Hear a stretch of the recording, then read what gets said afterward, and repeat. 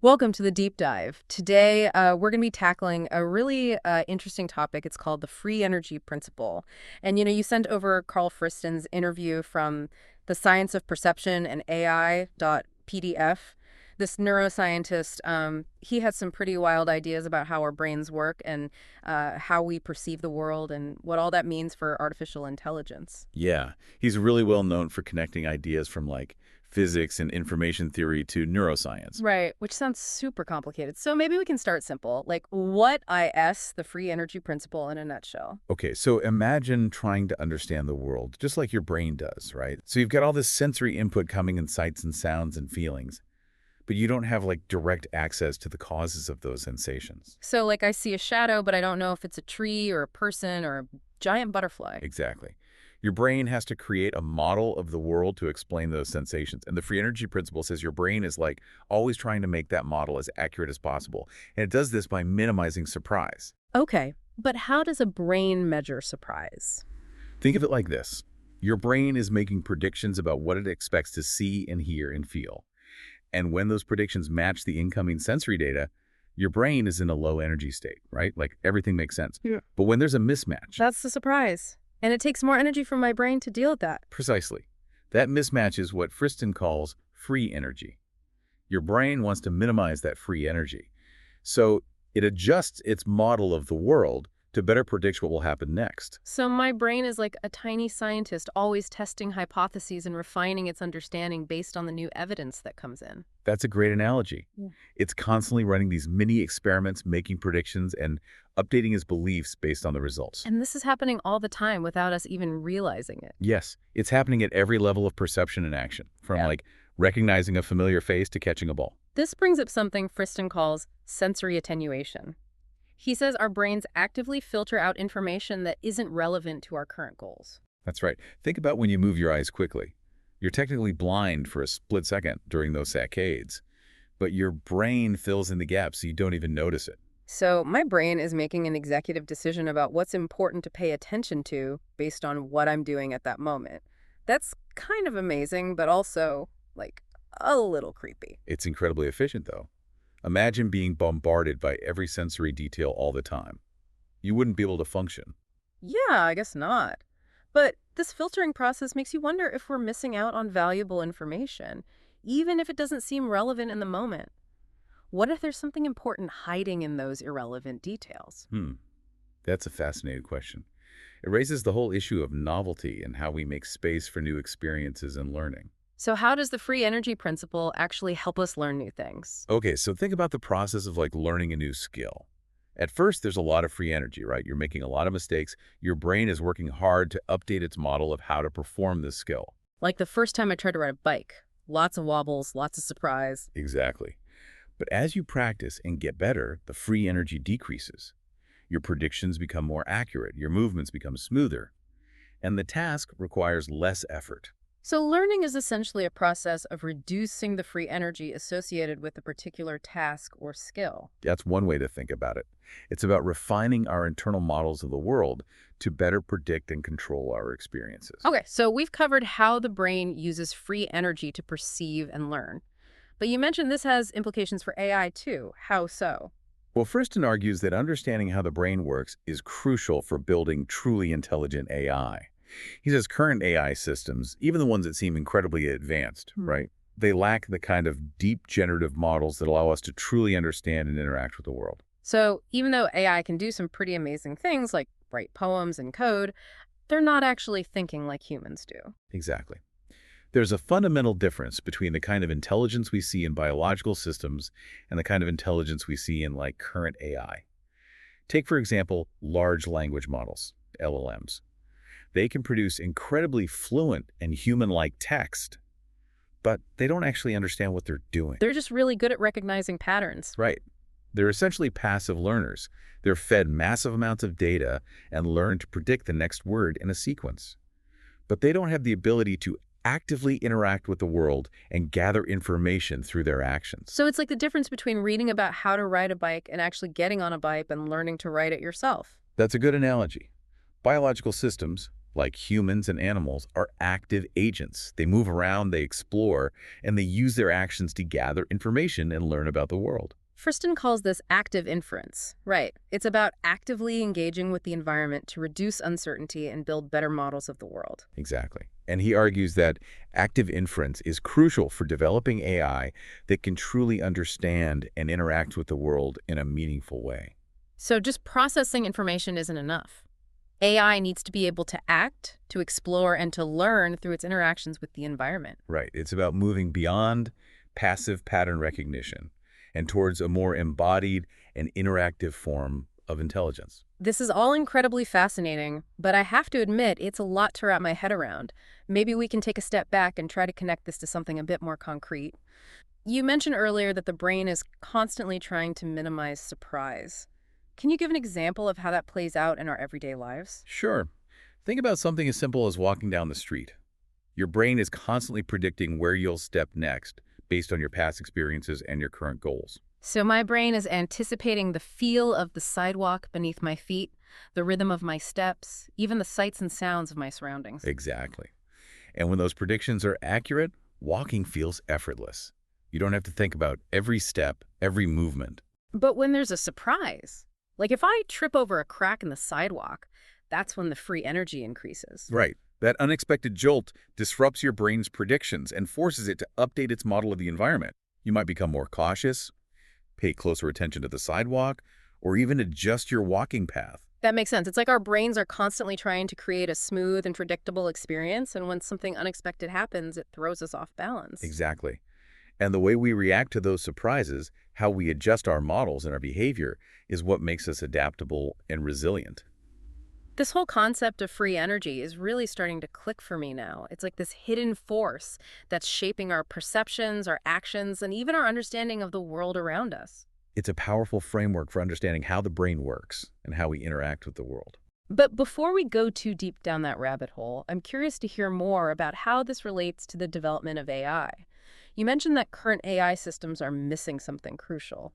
What is it about the way our brains work that we haven't been able to replicate in machines yet? It's the ability to actively engage with the world and generate our own data through exploration and interaction. You're talking about active inference again, right? The idea that we don't just passively receive information, but actively seek it out. Exactly. Think about a bee foraging for nectar. It doesn't just sit and wait for nectar to come to it. It actively flies around, explores different flowers, and uses its senses to gather information about the environment. So it's using its actions to test hypotheses about where the nectar might be. Precisely. It's actively shaping its experience and gathering data that helps it build a more accurate model of the world. And this kind of active learning, this ability to interact with the environment and generate our own data, is what's missing from current AI systems. That's one of the key challenges. Current AI systems are mostly trained on massive data sets that are curated and labeled by humans. So they're learning from a pre-digested version of reality rather than experiencing the world firsthand. Right, and that limits their ability to generalize, to adapt to new situations, and to truly understand the world in all its complexity. This makes me think about the classic fear of AI becoming conscious and turning against us. Is that kind of sentience tied to this idea of agency, this ability to act and interact with the world? It's an interesting question. Friston makes a distinction between consciousness and self-awareness.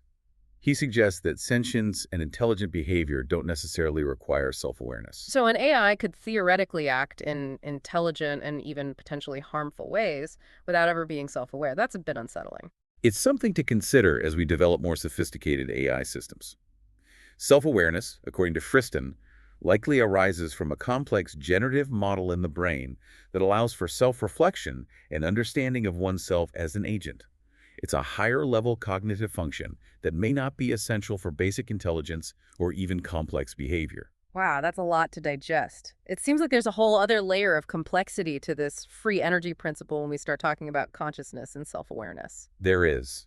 And it raises some pretty profound questions about the nature of intelligence, the potential of AI, and the very essence of what it means to be human. We've covered a lot of ground here, and I'm sure our listeners are starting to feel their brains getting a workout. But before we dive even deeper, maybe we can pause here and revisit some of the key concepts we've discussed so far. That's a great idea. It's always good to consolidate our understanding before moving on to more complex ideas. So, to recap, the free energy principle essentially says that our brains are constantly trying to minimize surprise by building models of the world and predicting what will happen next. And this principle applies to everything from basic perception to complex learning and even social interactions. That's a great summary. And it highlights the incredible power and flexibility of this principle. And we also talked about how this principle has implications for the development of AI, suggesting that we need to move beyond passive learning and towards systems that can actively interact with the world and generate their own data. Right. It's about creating AI that is not just intelligent, but also embodied, interactive, and capable of learning and adapting in real-world environments. And finally, we touched upon the intriguing connection between the free energy principle and consciousness, raising questions about the nature of self-awareness and the potential for AI to achieve a level of sentience that rivals our own. That's a topic that will keep philosophers and scientists debating for years to come. But for now, maybe we can shift our focus back to the practical implications of the free energy principle. Sounds good. There's still so much to explore, and I'm eager to dive back into this fascinating conversation. But before we do, maybe we can take a quick break and give our listeners a chance to process everything we've discussed so far. That's a great idea. We'll be back soon with even more insights and connections, so stay tuned. Okay, I think I've caught my breath. That was a lot to unpack, but I'm ready for more. Before the break, we were talking about AI and this idea of active inference, like AI actually interacting with the world like a bee looking for nectar. Yeah, it highlights a key difference between how we've traditionally built AI and how biological intelligence works. Right, like feeding AI tons of data is different from it going out and getting its own data, but how do we even start to build AI that can do that? It's one of the biggest challenges in AI research. Friston suggests looking at the principles that guide biological systems. For example, think about how animals explore their environments. They don't just move randomly, they're driven by curiosity and a desire to reduce uncertainty. So that drive to minimize free energy isn't just about avoiding surprises, it's also about seeking out information that helps us build better models of the world. Exactly. And that's a key insight for building AI that can truly learn and adapt. Instead of passively processing data, AI needs to be able to actively explore, experiment, and even make mistakes. So we need AI that isn't afraid to try new things and learn from its failures. That's right. It's about moving beyond the idea of AI as a perfect, all-knowing system and embracing the idea of AI as a learner, an explorer, a system that's constantly evolving and refining its understanding of the world. That makes me think about how we teach children. We don't just hand them a textbook and expect them to absorb all the knowledge. We encourage them to play, to experiment, to ask questions, and to learn through trial and error. That's a great connection. Play is actually a very efficient way to learn. When children play, they're engaging in a form of active inference. They're testing hypotheses, exploring possibilities, and refining their understanding of how the world works. So maybe the key to building truly intelligent AI is to give it the freedom to play, to explore, and to learn through its own interactions with the world, just like children do. It's a fascinating idea, and one that some AI researchers are already exploring. There's a growing field of research focused on developing AI systems that can learn through play, through curiosity-driven exploration, and through interaction with physical environments. That's incredibly exciting. It sounds like we're on the cusp of a whole new era of AI, one where machines can learn and adapt in ways that were previously unimaginable. But this also raises some important questions about the ethical implications of AI, right? Absolutely. As AI systems become more sophisticated and more autonomous, it's essential that we consider the ethical implications of their actions. Like, how do we ensure that AI systems are aligned with human values and don't end up causing harm, even unintentionally? That's one of the biggest challenges. It's not enough to simply program AI with a set of rules. We need to develop AI systems that can understand and respond to human values, that can learn from their mistakes, and that can be held accountable for their actions. So it's about building AI that is not just intelligent, but also responsible and ethical. Precisely. And the free energy principle can offer some guidance here. For example, suggests that AI systems should be designed to be sensitive to human feedback, to be transparent in their decision-making processes, and to prioritize minimizing harm. That makes sense. It's like building in safeguards that ensure AI is working with humans, not against us. Exactly. It's about creating AI that is a partner, a collaborator, a tool that can help us solve problems and create a better future for all. This whole conversation has been incredibly mind-expanding, but I feel like we've only scratched the surface of this free energy principle. There's so much more to explore, and the field is constantly evolving as researchers apply the principle to new areas, from social cognition to mental health. Speaking of which, earlier we mentioned that the free energy principle might help us understand psychiatric disorders. Can you elaborate on that a bit? Sure. Think about it this way. If the brain is constantly trying to minimize surprise and create a predictable experience, what happens when those predictions fail? What happens when the world doesn't match our expectations? It sounds like that could lead to anxiety, confusion, maybe even a sense of losing control. Exactly. And that's one of the ways researchers are using the free energy principle to understand conditions like anxiety, depression, and even psychosis. These conditions can be seen as disruptions in the brain's ability to predict and control its experiences, leading to heightened free energy and a sense of distress.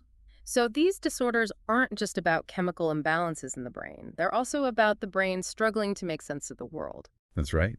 And the free energy principle offers a framework for understanding how those disruptions might arise and how they might be addressed. For example, therapies like cognitive behavioral therapy, CBT, can be seen as helping patients refine their internal models of the world and reduce the free energy associated with negative thoughts and beliefs. That's fascinating. It seems like the free energy principle can shed light on so many different aspects of human experience, from perception and action to learning and even mental health. It's a truly powerful framework, and it's just the beginning. As we learn more about the brain and its incredible capabilities, the free energy principle will continue to shape our understanding of who we are and how we interact with the world around us. Before we wrap up this part of the discussion, there's one more area I'd like to touch on: the social implications of the free energy principle. You mentioned earlier that it can be applied to social cognition. Can you explain what that means? Sure. Think about all the complex social interactions we engage in every day. Conversations, negotiations, collaborations, even just reading someone's facial expressions.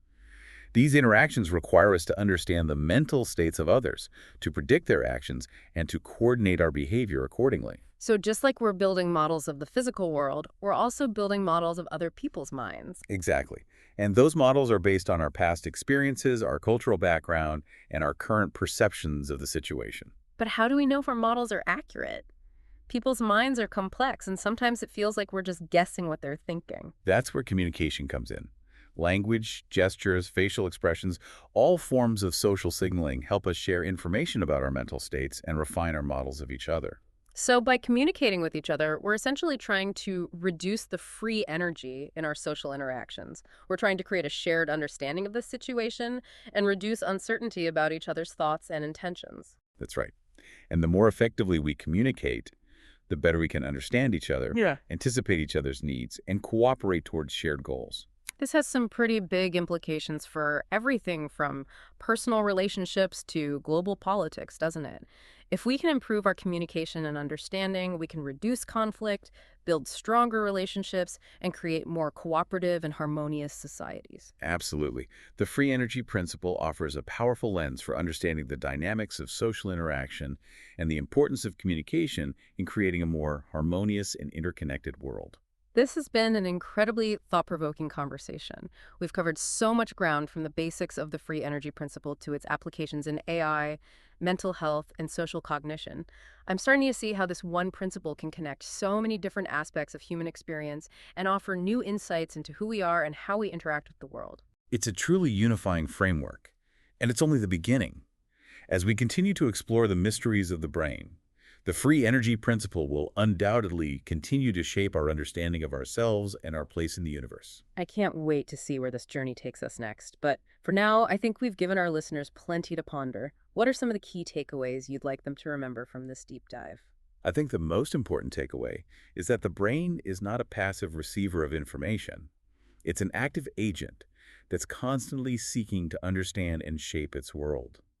And this principle of active inference has profound implications for how we learn, how we interact with each other, and how we design intelligent systems. That's a great point. And it reminds us that we're not just puppets of our genes or our environment. We have the power to shape our own experiences, to learn and grow, and to create a more meaningful and fulfilling life. Absolutely. And the free energy principle offers a roadmap for how we can do that. By embracing curiosity, by seeking out new experiences, and by engaging in active, purposeful interaction with the world around us. I think that's a perfect note to end this part of the discussion on. We've covered a lot of ground, but there's still so much more to explore. In the final part of our deep dive, we'll delve even deeper into the philosophical implications of the free energy principle and explore its potential to shape our understanding of consciousness, free will, and the very nature of reality itself. Welcome back to the deep dive. We've been unpacking this wild idea, the free energy principle, and how it might explain everything from how our brains work to the future of AI. Yeah. And we've seen how it touches on some pretty deep questions about how we understand the world and each other. Right. Like last time we were talking about how we build models of other people's minds. It's kind of mind-blowing, but it makes sense. To cooperate, we need to be able to predict what other people are going to do. And that prediction relies on our internal models of their beliefs and desires and intentions. So if my model of you is wrong, like our whole interaction could go sideways. Like I might think you're about to make a joke when you're actually serious. Exactly. That's why communication is so crucial. It allows us to share information about our mental states Right. and refine our models of each other. So a good conversation is basically like two brains trying to synchronize their models of the world. That's a great way to put it. We're constantly sending and receiving signals, both verbal and nonverbal, to try to align our understanding and reduce uncertainty about each other's thoughts and feelings. Which makes me think, how does this free energy principle work in groups larger than just two people? Like, how do we make sense of crowds or societies, like whole cultures? It gets even more complex, of course, but the basic principle still applies. We're constantly trying to predict the behavior of others, whether it's our family members or our colleagues or even strangers on the street. So my brain is building models not just of individuals, but also of groups and social systems. Like, I have a model of how a grocery store checkout line works that helps me predict how to act. Exactly. We develop these social models through experience and observation and cultural learning. They help us navigate the complexities of social life and anticipate the behavior of others in different situations. But what happens when those social models break down? Like, what if I encounter a situation that doesn't fit my existing model? That's when things can get interesting. It creates an opportunity for learning and adaptation. We might need to revise our existing models, gather new information, or even develop entirely new models to make sense of the situation. This makes me think about the challenges of intercultural communication. People from different cultures often have very different social models, which can lead to misunderstandings and conflict. That's a great point. It highlights the importance of cultural sensitivity and the need to be aware of our own biases and assumptions when interacting with people from different backgrounds. So, the free energy principle isn't just about understanding how individuals think, it's also about understanding how groups and societies function. Absolutely. It offers a powerful lens for understanding the dynamics of social interaction, the emergence of cultural norms, and even the evolution of human societies. We've talked a lot about the practical implications of the free energy principle, but this also gets into some pretty deep philosophical territory, right? Like, what does this all mean for our understanding of free will, consciousness, even the nature of reality itself? Those are some of the biggest questions humanity has grappled with for centuries. And the free energy principle offers a new perspective on these age-old debates. So walk me through this. How does free energy connect to these huge ideas? Well, one way to think about it is that the free energy principle suggests our experience of reality is not a direct reflection of the world out there, but rather a construction of our own brains. So my brain is actively shaping my reality based on its predictions and expectations. Like, I'm seeing the world through a filter of my own beliefs and experiences. Exactly. And this has some interesting implications for the concept of free will. If our actions are ultimately driven by our brain's efforts to minimize free energy, does that mean we're not truly free agents? Whoa. Are you saying we're just robots following our programming? It's not that simple. The free energy principle doesn't deny the existence of agency or choice. It simply suggests that our choices are constrained by the structure of our brains and the models we've developed through experience. So I'm not completely free to do whatever I want, but I'm also not a mindless automaton. Exactly. It's a delicate balance. We have the capacity for choice and action, but our choices are always shaped by our past experiences, our current context, and our ongoing efforts to make sense of the world. This is starting to feel a bit like the Matrix. Is there even such a thing as objective reality, or are we all just living in our own subjective simulations? That's a question philosophers have debated for centuries. The free energy principle doesn't offer a definitive answer, but it does suggest that our experience of reality is always mediated by our brains. So even though there might be a world out there, we can only ever access it through the lens of our own perception. That's one way to think about it. And it highlights the importance of being aware of our own biases and assumptions and limitations when interpreting the world around us. Wow, this whole conversation has been incredibly mind-bending. It seems like the free energy principle is more than just a scientific theory. It's a whole new way of looking at the world and our place in it. It's a framework that can help us understand everything from the workings of the brain to the complexities of social interaction and even the nature of consciousness itself. We've covered a lot of ground in this deep dive, but it feels like we've only just begun to explore the vast implications of this idea.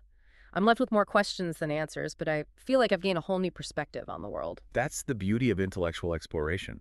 It's not about finding all the answers. It's about asking better questions, challenging our assumptions, and expanding our understanding of the universe and our place within it.